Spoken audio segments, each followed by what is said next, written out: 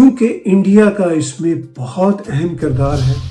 اب روس اور بھارت کے تو کوئی کانفلکٹس نہیں، کیونکہ امریکہ اپنی ہیجمنی پوری دنیا پہ قائم رکھنا چاہتا ہے۔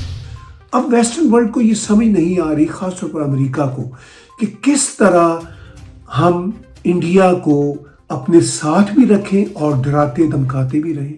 اس وقت جب کہ روس میں برکس کا سمٹ ہو رہا ہے، میں ویانا میں بیٹھ کے ساری صورتحال کو آبزرو کر رہا ہوں، کیونکہ انڈیا کا اس میں بہت اہم کردار ہے۔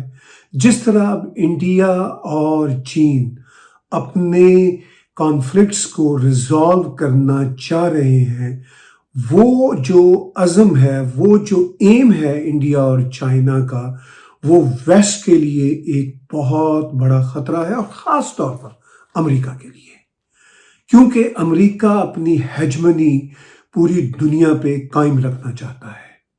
پرسنلی میں امریکہ کی، کینیڈا کی، ویسٹرن ورلڈ کی ڈیموکریسی کو بہت پسند کرتا ہوں، مگر انفارچونیٹلی ویسٹرن ورلڈ کی جو انٹرنیشنل ہیجمنی کی جو پالیسی ہے وہ بہت خطرناک ہے، اور اس کا پولیس مین آف کورس امریکہ ہے۔ اس ساری صورتحال پہ بات کرنے سے پہلے میں آپ کو یاد دلاؤں گا کہ آپ ٹیک ٹی وی کے یوٹیوب چینل کو بھی سبسکرائب کیجیے، اس کے ساتھ ساتھ میرے پرسنل چینل طاہر گورا کو بھی سبسکرائب کیجیے، اور اگر آپ انہی چینل کے ڈونیٹ کے بٹن کو کلک کر کے ہمیں کنٹریبیوٹ بھی کر سکتے ہوں تو کنٹریبیوٹ بھی کیجیے۔ تو بات ہو رہی ہے برکس کے سمٹ کی۔ برکس کے سمٹ کے ساتھ ریلیٹڈ بات یہ ہے کہ چائنا اور انڈیا اپنے کانفلکٹس کو ریزالو کر رہے ہیں۔ انڈیا کی ایک لمبے سمے سے کوشش چلی آ رہی ہے کہ ہندی چینی بھائی بھائی والا معاملہ ہو، مگر بدقسمتی سے جو وائلیشن ہوتی ہے وہ چائنا کی طرف سے ہوتی ہے۔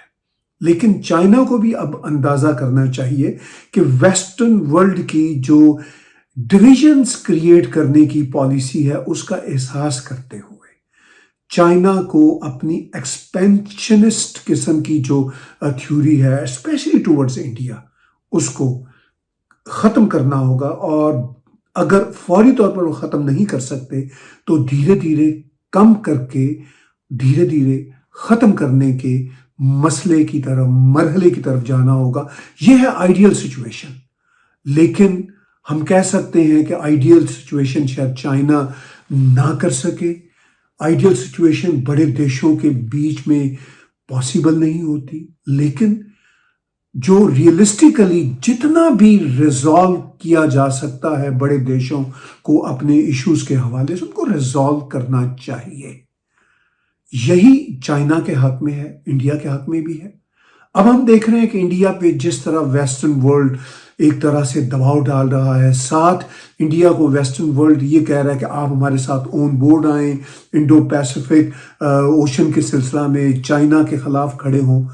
دوسری طرف وہ انڈیا کے خلاف چھوٹے چھوٹے groups, even Khalistani groups, even Islamist groups کو ایک طرح سے شے دے دیتا ہے۔ یہ ویسٹرن ورلڈ کا پرانا رویہ ہے، اور ویسٹرن ورلڈ کے اس پرانے رویے کے جو بانی ہیں وہ تو برٹس ہیں، وہ تو برطانوی ہیں، اور برطانویوں نے ہی بھارت کے ٹکڑے کیے تھے۔ اب برطانیہ سے بڑا جو سامراج ہے وہ آف کورس امریکہ ہے، اور امریکہ کے پیچھے سارے ویسٹرن دیش اپنی دم ہلاتے چل رہے ہوتے ہیں، چاہے کینیڈا ہو، چاہے یورپین یونین کے ملک ہو۔ لیکن چائنا ایک دوسری بڑی پاور بنا، ملیٹریلی روس بھی ایک بہت بڑی پاور ہے، اور بھارت بھی اب ایمرج کر رہا ہے۔ اب ویسٹرن ورلڈ کو یہ سمجھ نہیں آ رہی، خاص طور پر امریکہ کو، کہ کس طرح ہم انڈیا کو اپنے ساتھ بھی رکھیں اور ڈراتے دھمکاتے بھی رہیں۔ لیکن پرائم منسٹر نریندر مودی نے چائنیز رجیم کے ساتھ 2 بار بڑی امپورٹنٹ کوششیں کی۔ ریسنٹ ایئرز میں چائنیز پریزیڈنٹ کو بھارت انوائٹ کیا، ان کو بہت اچھا جیسچر دیا، لیکن بدقسمتی سے چائنا اس بات کو نہ سمجھا۔ چائنا نے اپنی ایکسپینشنسٹ تھیوری کو برتتے ہوئے بھارت کے اوپر گولان کی ویلی میں ایک بروٹل اٹیک بھی کیا، جس کا جواب بہرحال انڈیا نے دیا۔ لیکن اب چائنا، خاص طور پر روس یوکرین کی جنگ کے بعد اس بات کو سمجھ رہا ہے، سمجھنا چاہیے کہ آپس میں لڑ کے، آپس میں ان ایشیائی پاورز کو لڑ کے کوئی فائدہ نہیں ہوگا۔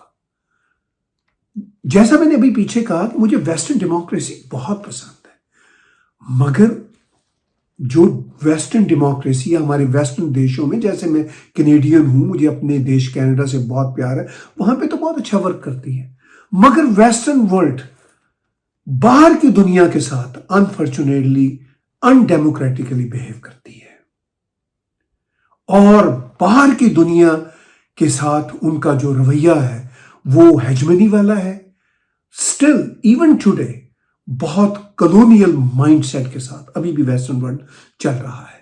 تو اس ساری سچویشن میں جب تک ایسٹرن پاورز، خاص طور پر چائنا، انڈیا اور گلوبل ساؤتھ کی پاورز آپس میں ایک نہیں ہوتے، مڈل ایسٹ کے پاورفل دیش، تب تک ویسٹرن ورلڈ ان کو، جسے ہماری بھاشا میں کہتے ہیں، تکنی کا ناچ نچاتے رہیں گے۔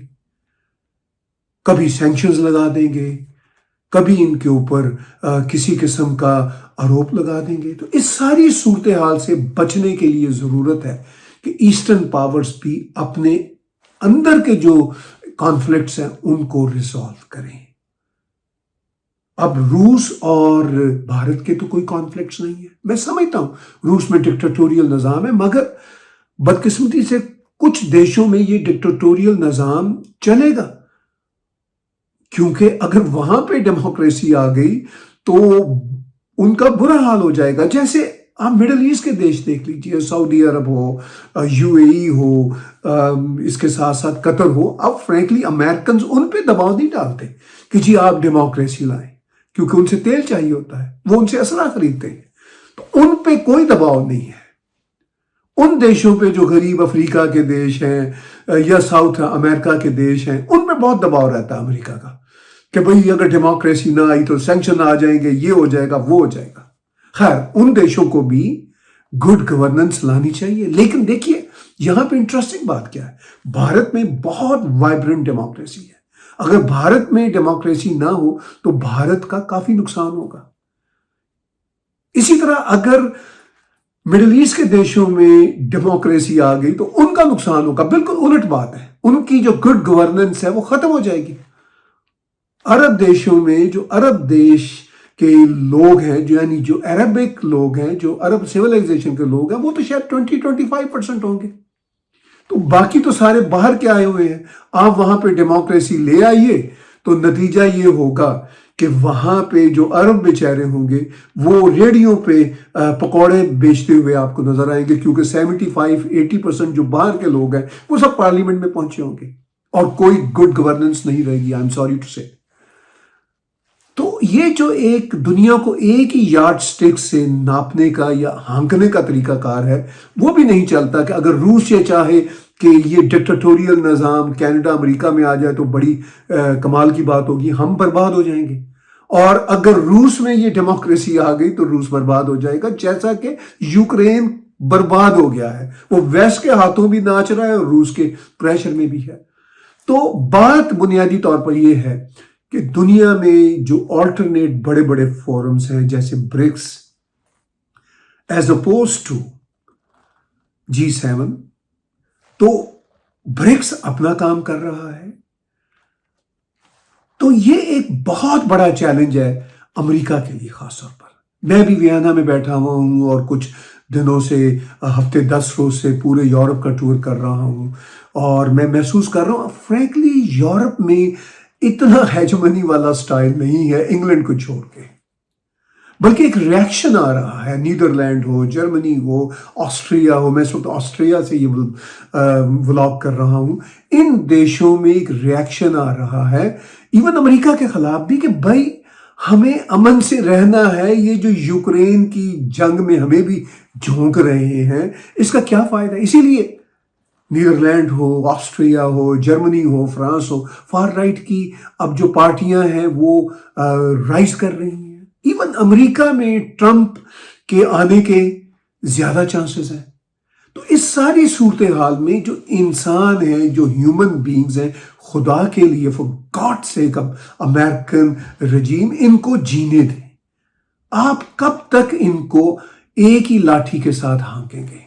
کیونکہ امریکہ کا مسئلہ یہ ہے کہ امریکہ گزشتہ ایٹ لیسٹ 70 سال سے سیکنڈ ورلڈ وار سے آن ورڈ ایک سپر پاور ہے. سوویت یونین ایک سپر پاور تھی، مگر سوویت یونین ایک بہت ہی ہالو قسم کی سپر پاور تھی، وہ ٹوٹ گئے. اب بہت ہی اسٹرانگ قسم کی اکنامک سپر پاور چائنا ہے، اور انڈیا بھی ایک اسٹرانگ قسم کی اکنامک سپر پاور بھی بنتا جا رہا ہے. کلچرل سپر پاور تو ہے ہی ہے.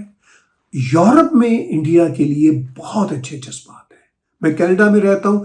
کینیڈا میں جو امریکی میڈیا ہے، کینیڈین میڈیا ہے، اس نے ریسنٹ ایئرز میں تو انڈیا کے خلاف اتنا پراپیگنڈا کیا ہے کہ انڈیا کے خلاف برا امیج ہو گیا. اچھا، پھر جو بہت زیادہ اسٹوڈنٹس آئے اور ان میں سے بہت زیادہ تعداد اسٹوڈنٹس کی وہ اپنی نائبٹی کی وجہ سے خالصتانی وچاروں کی طرف بھی چلی گئی، تو وہ نہ انڈیا کے حق میں ہے نہ کینیڈا کے حق میں ہے.